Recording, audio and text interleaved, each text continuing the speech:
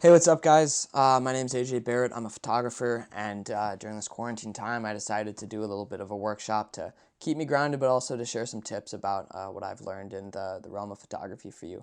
This first video is going to be going over composition, which is fundamentally, the concrete, the ground basis for taking good photos, because you have to understand how to compose your photos to bring the best out of what you're shooting. There's just a couple easy quick tips that I want to go over, and then I'll show you some examples in Lightroom of photos that I've taken that I think really go to show some of the tips I'm going to talk about. So let's get into it. So right off the bat, just going over composition, you want to determine your subject, obviously. If it's a portrait, who are you shooting? If you're doing landscape, what are you shooting? Establishing a motive kind of sounds weird, but with every photo, you should be trying to portray something, whether it's an emotion, whether it's a feeling, whether it's just a sense of, this is what I see, this is what I want to try to capture. Using composition, you can really do that. By placing your subjects in different areas of the frame, you can really provide different emotions, different feelings to it. And that comes also with determining a foreground and background. It's what I call the photo grilled cheese, which I'll talk about in a little bit. But the foreground and background are equally as important to the photo as the main subject. It provides context.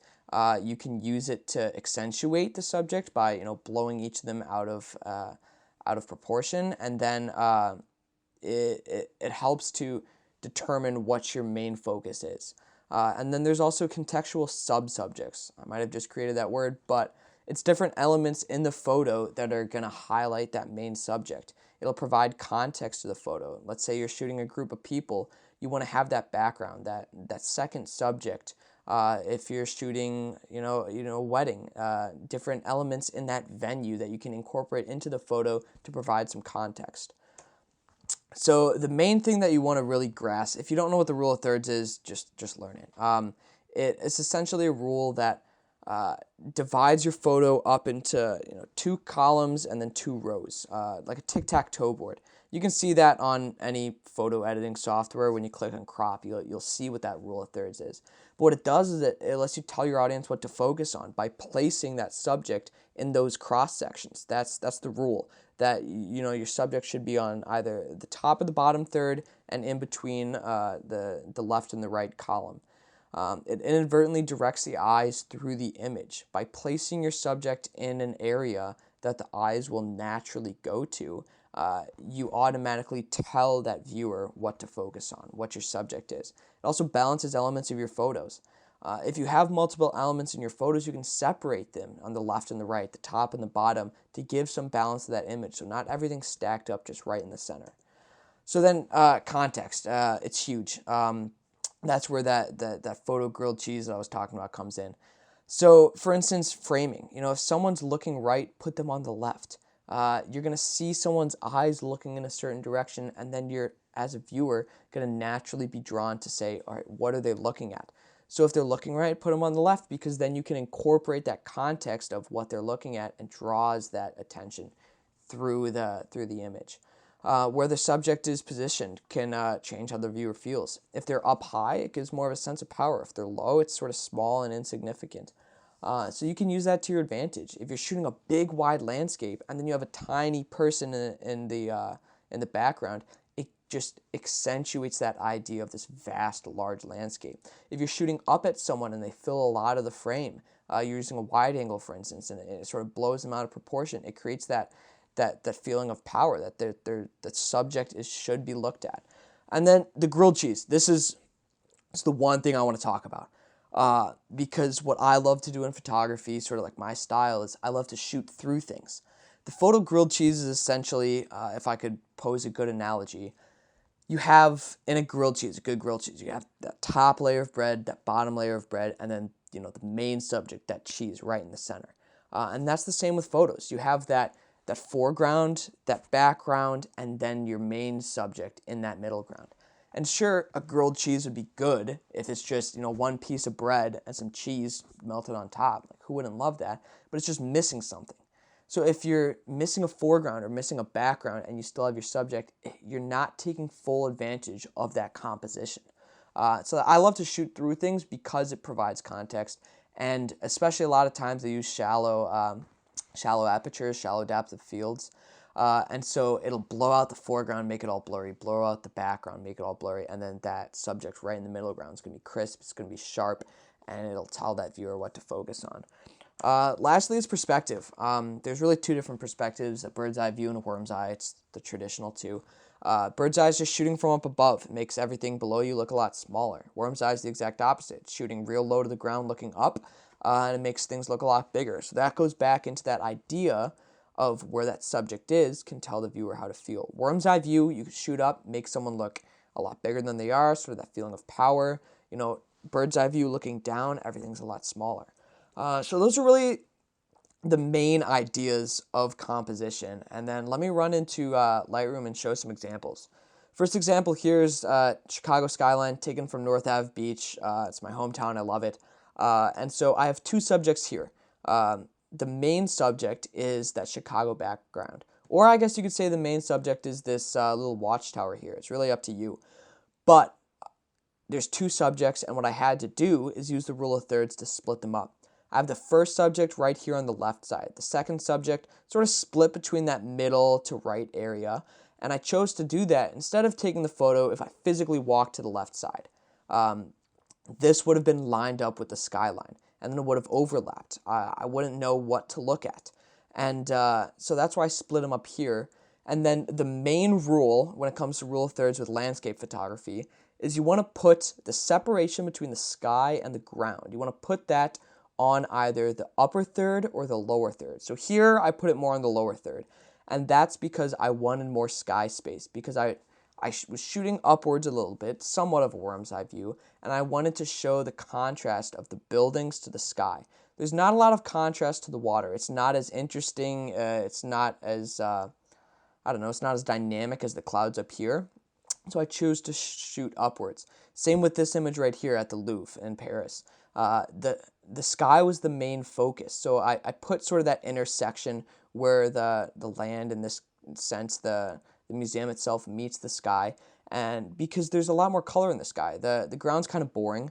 I could have shot with a lot more of the ground, but I'd be missing out on that beautiful sunrise. Same with this shot here. This was in Aruba, 2018 on Christmas Day.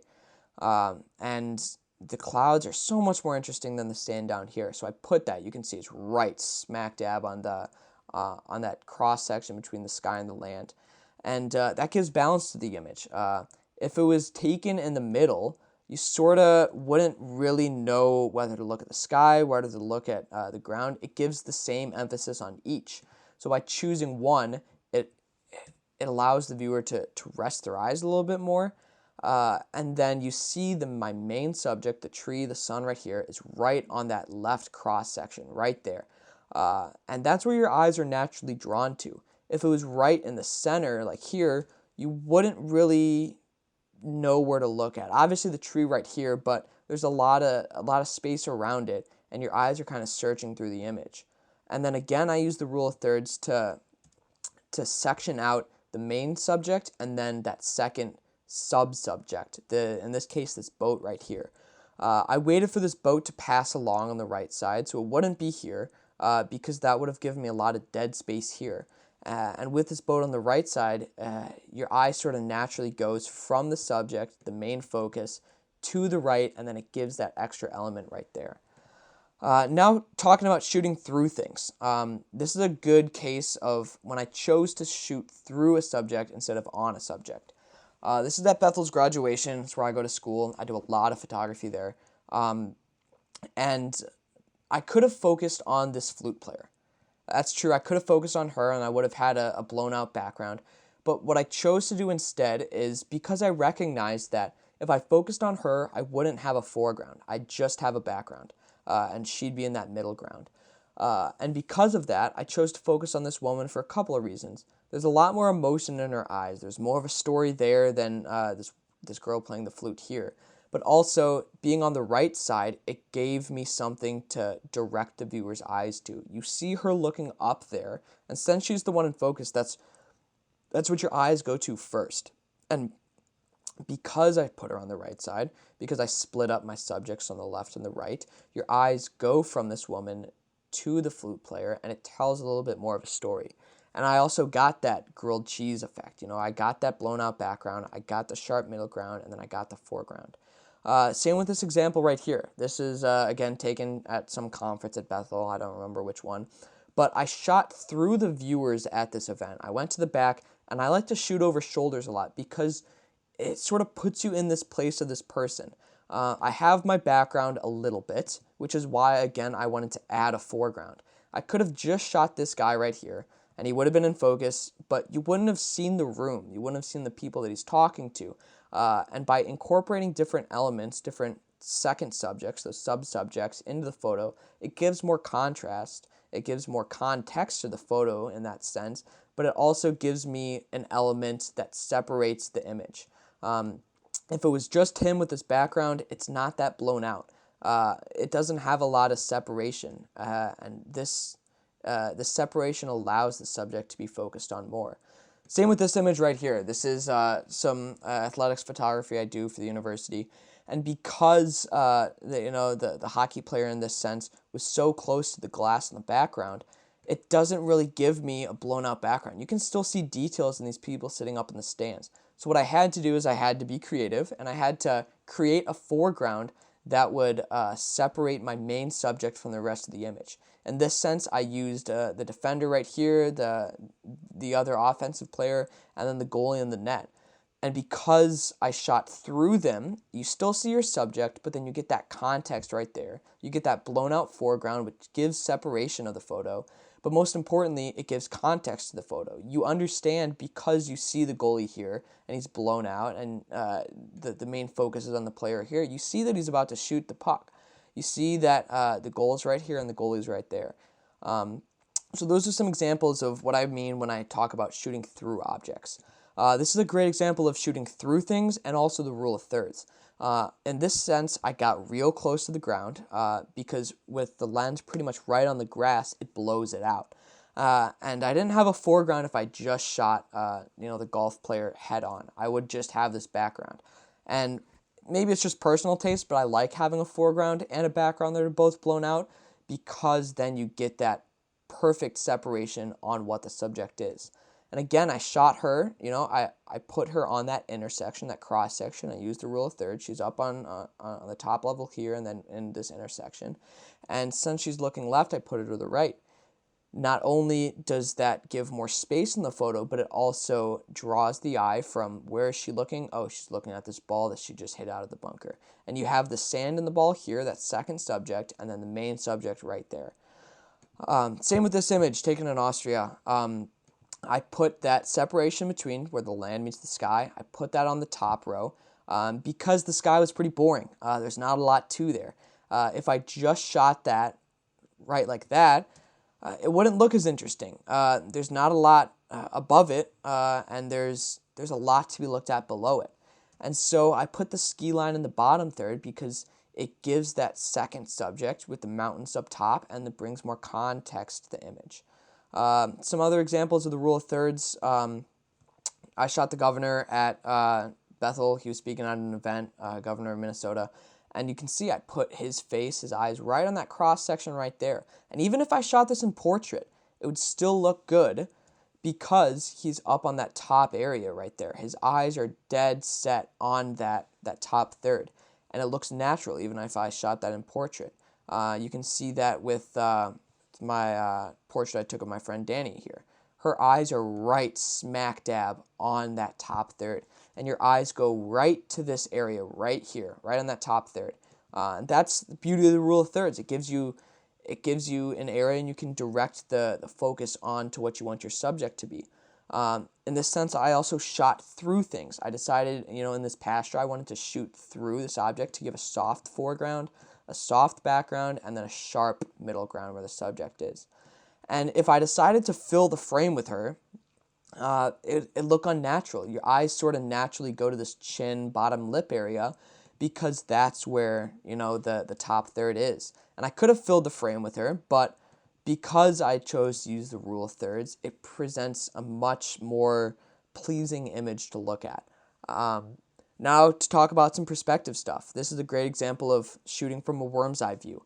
because I'm looking up at these athletes, these basketball players, it makes them seem larger than they actually are. It gives a sense of power. It gives it really highlights them in that sense. Same with this image right here. This is a great example of rule of thirds and perspective.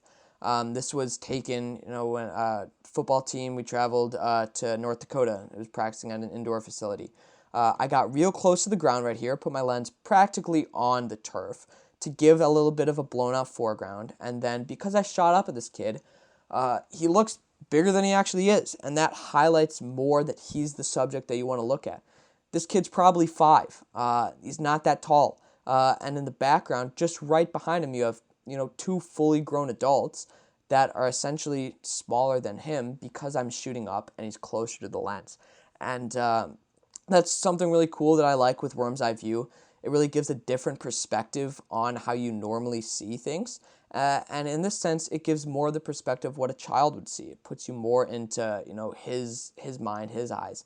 I also put him at the top, top third, to draw more attention to him. But then the subject is more on the lower end of the frame, that ball. That's that sub-subject, that second subject. And because of that, you sort of look at that J motion. Your eyes naturally go from the sharp subject to, what's in context. I guess last example I would give is another definition of shooting through things, creating your own frames when you do photography. This is the same practice facility, and when all the players were loading back up to the bus, I decided, get some behind the scenes stuff, and I physically sat, in the bottom of this coach bus because I didn't have a frame to shoot through. Outside, it was just them and then a building. It's not that interesting. By using the space around me to create a frame, you see these players highlighted in this triangular frame that I created because I shot through an object. It also gave me a foreground, this blown out area, and then a background, and then it highlights the subject. Same with this, dividing up my subjects again to the right side, main subject, second subject, this bus with the leading lines leading down.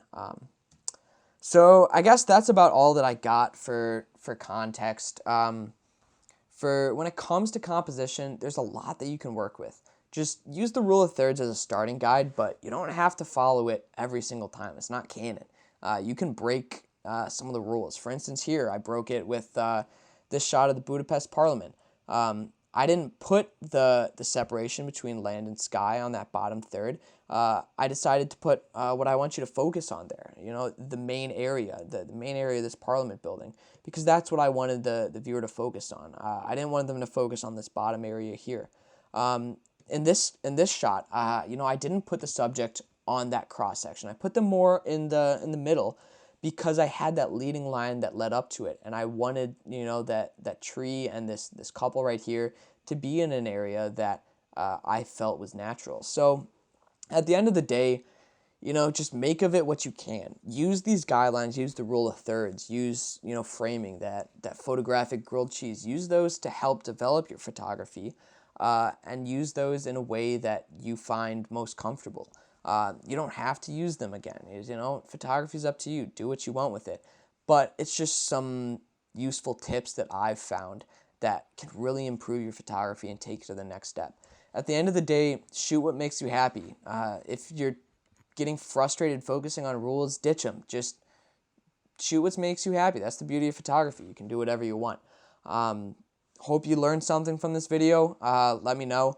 I'll be having some other tutorials coming out with editing, different genres of photography, and I'm looking forward to sort of building off what I established in this video. So thanks for watching. Hope you enjoyed. See you in the next one.